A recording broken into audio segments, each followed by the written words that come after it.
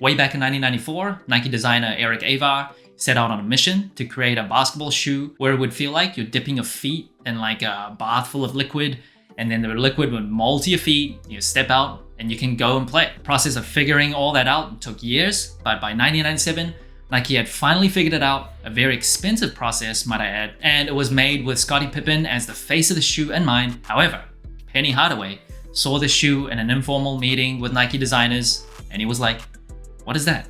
I like that shoe." So Penny Hardaway, even though he had his own signature shoe with Nike, he became the face of this basketball sneaker, and it is still, in 2024, just one of the most unique basketball shoes ever. And now, Nike is bringing this OG colorway back again, even though we've seen it retro, but this time, it's got a few additions that is even closer to the OG than the OG. Nike Air Foamposite 1 Royal.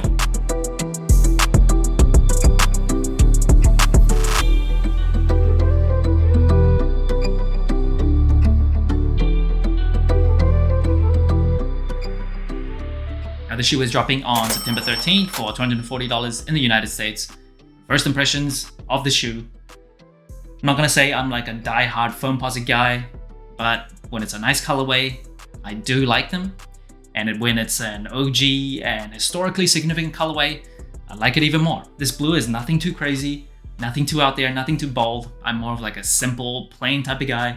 So this blue works really well. And this icy outsole is just delicious as well. If you care about the history of basketball sneakers, how can you say no to this shoe? You don't have to love it, but you have to acknowledge it. Now the upper, it is Foamposite material, and if you didn't know how that was made, it is essentially heating up polyurethane. Can't remember to what degree Fahrenheit, 200, 175, something like that.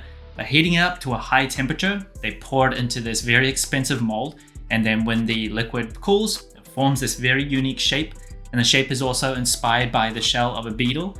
So it is still one of the most different and unique looking shoes on the market nowadays.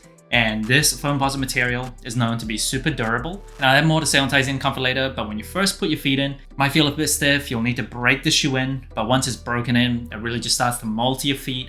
And it's just a very nice and unique feeling material. And this dark neon royal blue isn't actually the same type of blue that the Orlando Magic had. So the NBA actually had a few problems with that. It didn't exactly match the uniforms. They were much more strict with the uniform dress code back in the day. And I don't have the original 1997 Foamposite next to me, so I can't do like a direct comparison. I'm not gonna pretend I know exactly what shade of blue this is compared to the OG. Now, one thing that is definitely different from this shoe compared to the retail version of the 1997 Foamposite Royal, it is this little swoosh. You see it is outlined by the same blue. That actually is the same as the samples that appeared on ads for the shoe from way back in the day. So that is actually different from every single retro that has been released of this colorway. And another place where they match the original ad, it is actually the blue and black carbon fiber here. So in the retail version that eventually released, just black carbon fiber there, you don't see the blue. This one, they actually brought it back to the sample, even more OG than OG. Now you see these eye stays, it is nubuck. That is synthetic nubuck, just like the originals Foamposites were. Now recently they have changed this part, the eye stays, to leather for some Foamposites. They've kind of gone away from that recently as well. They've gone with the original materials, just nubuck on this part of the shoe. And then moving up the tongue, a very well ventilated mesh tongue with a 1 cent jeweled Penny Hardaway logo at the top. Very, very nice logo. Still one of the best Nike athlete logos ever. Then on the booty of the shoe, another 1 cent logo for Penny Hardaway that is stitched. So it's not printed or anything, doesn't feel cheap. Nice and stitched. For $240, it better be stitched. Now I'll say this for every Foamposite review, I don't like the double pull tabs that appear on Foamposites, but as you get older, as you get bad knees and bad back, like I do, these pull tabs really come in handy. And the Foamposite comes with a full-length Zoom Air unit with a carbon fiber shank plate. Very nice specs. If you didn't know, carbon fiber is added for durability, responsiveness, kinetic energy return. It also really helps with rigidity. So for basketball sneakers, you don't want your shoes to be able to twist and bend very easily. And carbon fiber is super lightweight, so a lot of benefits without adding too much weight. And of course, you see this rubber icy outsole with herringbone traction. One thing I will say about this rubber icy outsole, it doesn't perform as well on like more dusty gyms. So if you're gonna play in a Foamposite in 2024, make sure you play in like a very clean or well-maintained gym. But apart from that, just a beautiful outsole. You can see Zoom Air at the top of the toe box, just in case you've got the tech specs of the shoe. 1 cent logo here as well.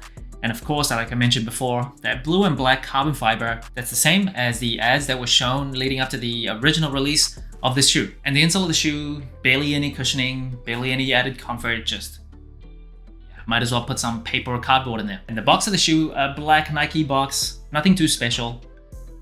And now moving on to sizing and comfort, I am a wide and flat footer for Foamposites. I just stick true to size. I think it fits very well to my feet. And like I mentioned before, Foamposites, you just gotta give it time to break in. Really have some patience. It'll mold to your feet the more you start wearing it, and then it just becomes super comfortable. The break-in time is pretty long though, so it might feel a little stiff at the beginning. It is a pretty heavy shoe as well, so if you're only into like very lightweight shoes where you can barely feel it on feet, this might not be it for you. I don't mind the weight too much. Overall comfort, I think the Foamposites are super comfortable after you give it time. That's probably the biggest complaint, or the only complaint that I have in terms of comfort for the foams. Just gotta be patient. One thing I will say about the foams also, the ankle collar, if you're into shoes that has more padding around here, like the Jordan 2s, 3s, 5s, this one is slightly on the thinner side, so there's not like a lot of extra padding around here. So if you like a shoe that like hugs your ankles in this area, just keep that in mind. And that brings the total sole score of the Foamposite 1 Royal to 30 out of 40. Pretty decent score compared to other general releases. Now first, it is colorway. Very nice colorway, and it also is historically significant. Like if this was a new colorway that just sat on the shelf and it released as something we've never seen before, I wouldn't consider it like one of the best. Still very nice. This blue I think is pretty wearable, pretty standard, but because of the significance of what this shoe did, yeah, it just means a little bit more. And paired with black as well as that beautiful, delicious icy outsole, this is nice.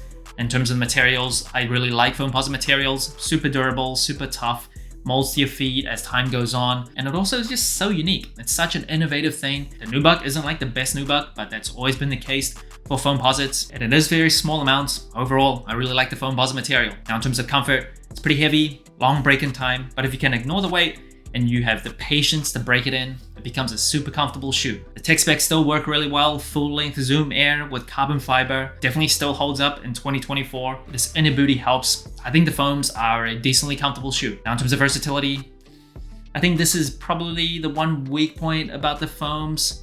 Like objectively, it's not the most wearable silhouette. It's definitely more of an athletic looking shoe. I know some people just are like die-hard Foamposite fans, but I think just looking at it objectively compared to like an Air Force 1, Nike Dunk, or like an Air Jordan 1, Jordan 3s, Jordan 4s, Jordan 5s, it's not as wearable. This blue also has this kind of reflective metallic look to it, so that might be a bit too much for some people. So in terms of versatility, it's not the most wearable shoe, but for a Foamposite, this colorway is pretty wearable. Just the standard blue, icy outsole and black. Yeah, not bad for a Foamposite. Compared to other shoes though, like objectively, it's not as versatile. Foamposites didn't really hit their absolute peak in popularity until like 2012, when they really started going crazy with the designs. However, sometimes there's just nothing like the colorway that started it all. So that's it. Thanks for watching. Sole Inclined. Let me know what you think of the Nike Air Foamposite 1 Royal. Like, subscribe, comment, all the good stuff. And remember, tomorrow may never come. It's a way of shoes.